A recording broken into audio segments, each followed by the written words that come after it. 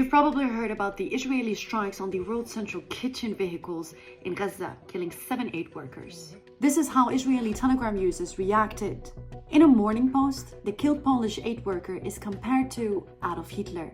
And we have this photo of an Australian aid worker. So here are some updates on how the world reacted. 3 vehicles of the World Central Kitchen were struck by Israeli airstrikes. White House National Security spokesperson John Kirby had to answer this question. How would the second and third strikes of these marked vehicles be a mistake? And why would the U.S. not more forcefully set conditions on the use of U.S.-made weaponry when it is being used to target aid workers? Well, there's an investigation going on. So why don't we let it get done? And why don't we see what they find in terms of the decision-making process that led to this terrible outcome? Netanyahu said, לצערנו ביממה האחרונה היה מקרה טרגי של פגיעה לא מכוונת של כוחותינו באנשים חפים מפשע ברצועת עזה.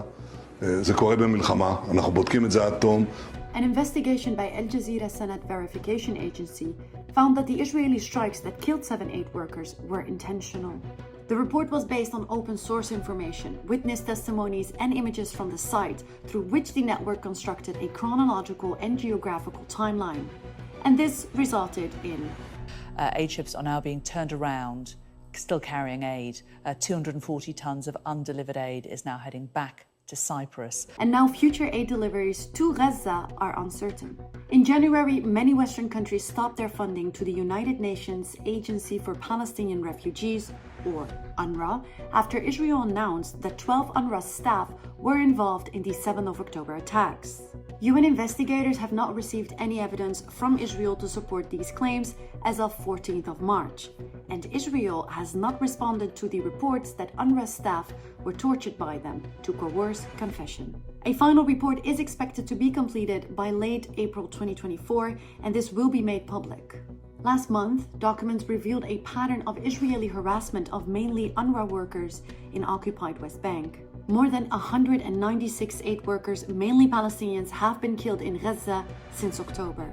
And since the 7th of October attacks, this is the deadliest ever for UN aid workers. Medical Aid for Palestinians reports that health workers killed in Israel's assaults on Gaza exceeds all countries in conflict combined in any year since 2016. So is Israel deliberately making it more difficult for aid workers to operate in Gaza? And would doing so facilitate ethnic cleansing of the Palestinians from history?